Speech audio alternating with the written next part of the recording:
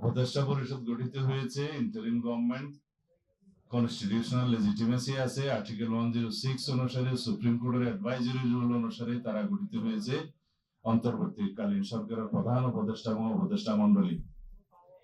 সংবিধান যেহেতু এখন চালু আছে, সাংবিধানিক ভাবে সরকার চলছে, সংবিধান যেভাবে বলছে উপদেষ্টা গণ মন্ত্রীর মর্যাদা ভোগ করবে এবং মন্ত্রীরা হওয়ার জন্য আর্টিকেল 66 অনুসারে যে সংসদ সদস্য হওয়ার সমস্ত যোগ্যতা থাকতে হয় সেটা উপদেষ্টা মন্ডলীকে মাথায় রাখতে বলবো। সেখানে কিন্তু বিদেশি নাগরিকত্বের বিষয়টা অনুমোদন করা নাই এবং আরো অন্যান্য বিষয় আছে। আমি এই বিষয়ে আজকে বেশি কিছু বলবো না।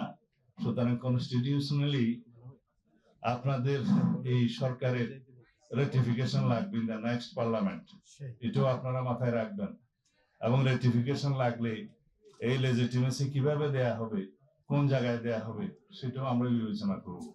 সুতরাং জনগণের পক্ষে, আপনারা গণতন্ত্রের পক্ষে এবং অতি দ্রুত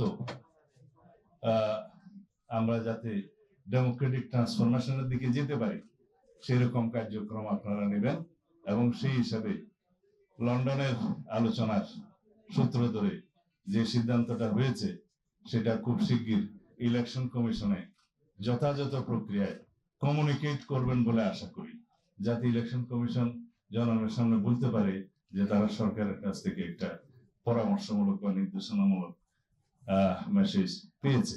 আশা করি এর বেশি আজকে বলা ঠিক হবে না। আমি যেহেতু অনেক সময় হয়ে গিয়েছে সেজন্য আর বেশি বক্তব্য দিতে চাই না।